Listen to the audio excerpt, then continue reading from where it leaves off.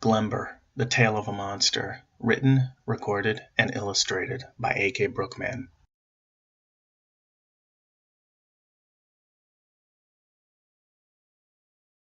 Chapter 2, Till the End of Mornings. My village, Mock, lies in the heart of Meristheria. There are many like villages scattered here and there, with the great mountains poking up amid the pathways between them, touching the rooftops of the world. And while these mountains hold court in the clouds, the mountains surrounding Meristheria are beyond understanding in their height. Some say battles among the gods formed these great mountains. Others say the earth itself shakes and pushes them forth from its depths. Regardless of their origin, they are impassable the same, beautiful the same, and worthy of our respect and admiration. Some say there exist lands beyond the mountains, that strange trees and seas, creatures and demons lurk on the other side. An occasional adventurer rises and, following a speech in some local tavern, treads off into the distance with Mary's ale. They come back. They always come back. The mountains turn them back. Or they never come back. Ever. Anyway, my grandmother told me a story of the Sacred Pass. There are many such tales, but this one, she assured me, was unique, and more importantly, true. Details aside, the tale points to the north, insists that the Sacred Pass out of Meristheria is through a hidden narrow pass in the fars. Yet, many say there is no such pass. They say, here we were born, and here we will reside, till the end of mornings. Such a pretty little phrase, till the end of mornings. It meant, until the end. Lovers express their eternal bond with it, the clerics assert their faith with it, and many a cynic laughs and says, perhaps raising a frothy mug, sure, that'll happen at the end of mornings. The gargle referred to the north, indeed, gazed off into the fars when he spoke of taking me to his homeland, to kill me, and while most in Meristheria refer to the north as the fars, some used the fars to mean anything beyond the villages of Meristheria. I couldn't help recalling the tale. Where was the gargle taking me? What city existed 60 days' travel to the north? No one could escape Meristheria till the end of mornings. Day 1. The monster carried a map with him. I managed a glance at it once. It was indeed a map of all Meristheria. My village was circled. I don't know what that meant. I thought I could make out a path in the north. Perhaps it was the pass my grandmother spoke of in her tale. The gargle caught me gazing at it, and it was the last time I saw the map. The beast rarely spoke. I recalled his heed, that he would help the Zyron spear with its work if I so much as uttered a sound that was taken in by another ear or at any point along the journey. I couldn't run. What could I do if we happened by some of my fellow villagers or folk of the northern cities of Meristheria? I could but stand, hoping they would reach me, disburden me of the shackles, and slay the monster dragging me along. Doubtless, he'd kill me long before they could reach us. I tried to keep pace, but not to hurry along. I didn't want the gargle angry that I was slowing his trek. If I kept stride, surely he'd respect me for it. Yet I was in no hurry to reach our destination. We traveled by night mostly, taking refuge in caves, small woods, or in fields if nothing else presented. The grasses of Meristheria are quite strong. We've sweeping, harsh gales, and yet the reeds withstand these and the cold, and they are high enough to hide a sitting man from view. The gargle was a bit smaller than the average man, somewhat hunched. Despite his size, he was incredibly strong. His skin was as black as the night sky when the moon shined, and his ears came to odd points that poked out and forward. And certainly, the words he offered me were laced with a heavy accent, much more so than even the villages far to the south. My language was not his native tongue, I knew. But to resume where we left off, I realized where we were when I glanced out at the canyon from our perch above, just outside that cave.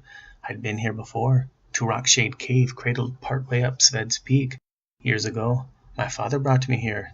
He said you could see the entire village from this point. It was true. We had camped up here, him and I alone. True, he'd brought my brothers when they reached that age, but it was significant nonetheless. I remember, when he passed away, I came up here alone, for it was one of my strongest memories with him. I'd brought parchment with me, and a quill. I planned to write a poem. Forgive me, I did write a poem. It came naturally and honest, and was beautiful in that way the great songs are that pass from bard to bard through the ages. The poem was still up there, tucked into the crevice of a rock formation protected from the rains and the winds. I never took it back with me. Somehow, it seemed wrong. I had planned to offer it for lyre to a fiddler or harpist. That was before I came here and wrote it. Although it rhymed and left the lips smoothly, lyrically, why should it span the ages? I didn't feel others deserved to hear it and sympathize with it, singing it as though they understood. How could they know that day and night the way I did? As simple and durable as it was in its temper, no poem can be true to someone other than the one who wrote it, unless perhaps you are Tethandrelon. This is what my sister would say. She carried his book everywhere. Sadly, I've never read it. I suppose I never will now, marching to my death. And yet, it was somehow comforting to know that someone could weave the truth in verse as it applies to, or even lords over eternity. No, I was no poet of that nature. I was simply a father who wanted to go home to his family. The gargle never let much slack trickle into the chain leash. If it was too loose, he quickened his pace. If it became too taut, he jerked violently at it until it quickened mine. We followed the west side of the river for only a short time. He must have known the terrain well enough, even without the use of his map. For as soon as we parted from the protected rise and hiked back down into the valley where we would be in view again, he set camp for the day. I began to relay the story about my father taking me up to Sved's Peak. I was perhaps halfway through the story when the gargle suddenly stood. He made no move, no sound, no acknowledgement of any kind that he was listening until that moment. He strode swiftly up to me, gagged me, and shoved me over. He grabbed one of my feet and dragged me away from the small fire he'd made, slammed me against the rock face of a nearby rise, and then walked calmly back to the fire where he sat in silence. I never brought up the story again, and yet the act made me curious. Was he afraid to hear more? Was he afraid that it may have an effect on him? Learning that I had a life, a past, a family, that I was a creature that belonged to something? Was he afraid that I just may get through? Could I get through? Was it a glimmer of hope? Could this creature actually feel? Day 2. On that second day, we again broke from camp in the early morning hours. I thought it odd we traveled by light those first couple days before shifting to nights for some time, but I was not one to question the beast unless it was absolutely necessary. We traveled northwest most of the day. The contraption on my back began to weigh me down, while it was amazingly light for a metal so strong. Not much more than the spike was iron. The chains crossing my chest and abdomen and linking my ankles and wrists were dreadfully heavy. I took to stopping to catch my breath on several occasions. The beast shoved me multiple times to quicken my pace or end my loafing, yet began allowing such instances, for as he reasoned, I was of no use to him if I expired along the way. He promised a painless death in the Temple of the Eight Walls. I doubted such promises, but to live another day each time I thought to give in weighed more heavily on me than the fears of what was to come. And I entertained thoughts of gaining his trust, or awaiting an opportunity to escape. Sure, I could not run, yet there were other ways of escaping. I'd find one, I assured myself. It was at the dying of the second day that I heard the waters of Mid-River. This grand river ran through the heart of Meristheria, waving around my village to the west as it coursed. Most of the year it ran south. However, there was a short time of the year when it would still, or even run backward to the north. This was such a season. It ran north with greater rush than I'd before beheld, yet it would not last long, perhaps 10 days. There would be a period of stillness, as there was preceding the backflow, and then it would slowly begin to move once more and eventually rush to the south. The gargle must have known this. Even before we reached the river, he began to gather the fallen and dried dodric vines, and once we arrived, he began collecting minklewood. But not before he tied me to a tree. He was never far. He added wood to the pile. He kept his gaze not from me for more than a few moments. I thought he was gathering wood for a fire. It was not particularly hot these summer days. Fires were more of a comfort, or for cooking food, and keeping beasts at bay. Well, most beasts. It was only when I watched as he began to tie the branches together that I realized he was building a raft. I could shove him overboard, I thought. Yet, what if he tossed me from the raft? I'd quickly sink with no way to swim to safety in the unforgiving currents. Perhaps drowning was better. It ever ate at me, the idea that this monster was getting his way. Why should I allow him to have some grand sacrificial killing me amid his people? But I was afraid to die now. I consoled myself that I'd give it a few days, that I would not pass the 50th day. What if we made good our time? What if we made speedy travel, and arrived at his city on, say, the 58th day, or even sooner? I decided I would accept death on the 50th day. That would be the day I'd no longer take another step toward his village. He could kill me where I stood. I'd go no further. The gargle worked throughout the night. I fell asleep only to wake again, finding the raft larger and the beast still at work. I heard tales of travelers tying together a raft in no time and continuing on their journey. It's no simple task, nor is it a quick one, and yet I could build one myself now, having watched the beast do so. Come morning, it was done. The day was much clearer, and I fancied I could see the village of Lutherki in the distance. I'd been bitten by several little winged creatures during the night, and the binding of my wrists made it difficult to wave them away or smack them, and left with their bites, I had great difficulty scratching them. After releasing me from the tree, the gargle pointed toward the raft he had dragged near the river bank. Along the way, I stooped down and grabbed a twig to scratch the bites that by now were becoming a terrible annoyance. The monster was quick to slap the twig from my hand. "'Twas a damn twig," I argued. "A damn twig." The gargle said nothing. I considered grabbing another twig. "Are you afraid I'm going to strike you down with a twig?" I asked. The gargle stopped his pace. I took a few more steps, and then stopped walking as well. I could not read him. I was unsure of what he was going to do. He started walking toward the raft again. I shrugged it off. Looking down at the bites, I knew they were the least of my worries. Each arm had deep gashes, perhaps 5 along each arm. The flap of skin on the back of my hand was curling to a shriveled death, while part of it looked as though it may have reattached. Doubtless the scent of these was what drove these tiny creatures near, and it was surprising that we had not been tracked by wolves or some other beast by now. Stepping into the shallow waters of mid-river as the gargle untied the raft and the sun began its climb over Meristheria, I realized the second day had come and gone, and the third was upon me. I missed my wife. I wanted to hug my children. I wanted to go home, and I fell to my knees in the river and began to cry. Chapter 3. The Spine of a Man. Day 3. The gargle laughed as I cried. He grabbed the back of that device he'd bound to me and lifted me back to my feet. He shook me back and forth and then gazed into my eyes.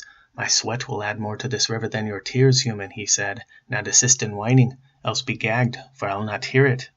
I couldn't help it. "Please," I begged. "Please, gargle. Just let me go home." I fell again, and though my knee landed on a sharp rock, the pain meant little to me. I'd been covered in it for days. "You don't have to do this," I pled. I lifted my gaze up to meet his, to show him the agony of my face, that it would accompany the sorrow of my voice. As I did, I was met with a dirty, salty-tasting piece of clothing. He shoved it into my mouth and overlay it with a rope that he knotted behind my head. I found that you can sob all you like when gagged, but you cannot breathe well with the mucus filling your nose, and you quickly learn to stop. Broken, I was made to wade out near the raft. The gargle finished untying the rope that held the raft. I don't know how suddenly the thought formed, but I took action, almost as immediately as it did. He'd spent an entire night building that raft. I knew he wouldn't let it slip away so easily, for as we stepped out further into the river and took on the current's pull, the raft was yanked from the gargle's hand. He dove after it, but missed it. He began to slosh after it. I took my chance. It was perhaps the only chance I would have. I began to run in the other direction, out of the river and back toward my home. I had to take small steps, but I didn't care. I was quickly further from him than I had ever been since the journey began, and he would have to struggle with the raft for some time, I thought. I suppose I guessed in that moment that he would choose the raft over me. I never looked back. I moved as quickly as the chains would allow, having become accustomed to their length by now. I don't remember how far I got before I suddenly hit the ground. The elevation is such that as I ran, I was climbing back up the base of the mountain situated between the river and my village.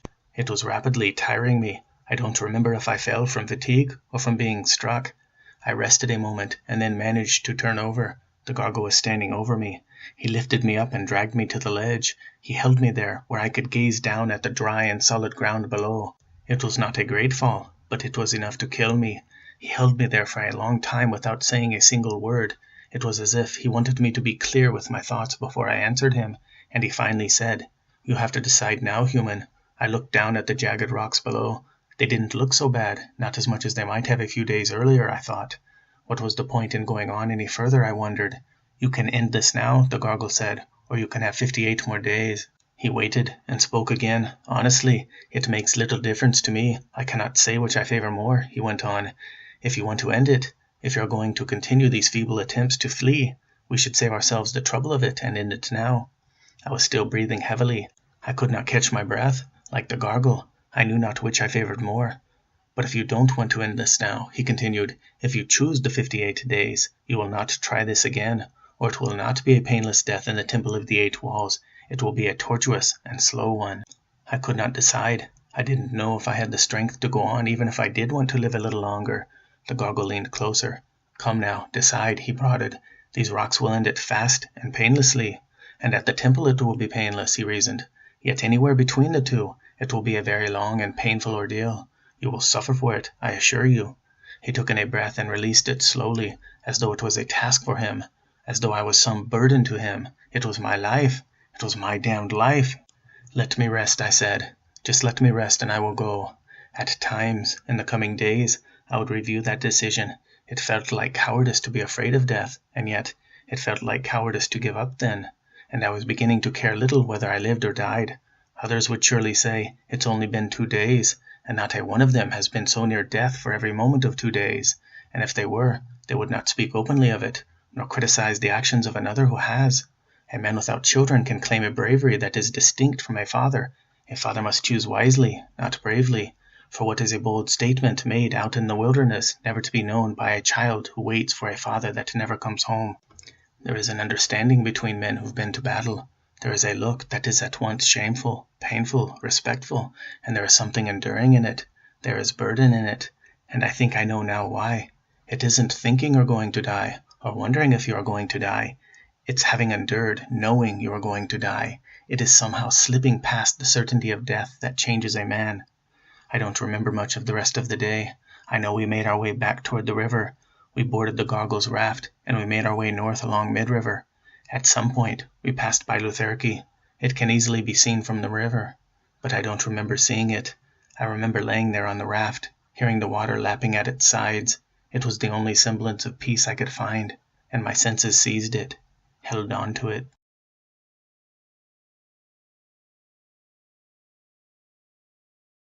This concludes part 2 of 17 of Glember, The Tale of a Monster. You're listening to the first book of the Meristherian Trilogy. Please subscribe if you like the content, where you'll have access to additional books. Feel free to support this channel by telling others about it and dropping the link on your social media sites. These books are free to listen to, as you know, and everyone's welcome here. Leave a friendly comment if you like. Again, this is AK. Thanks for listening, friends, and see you next time.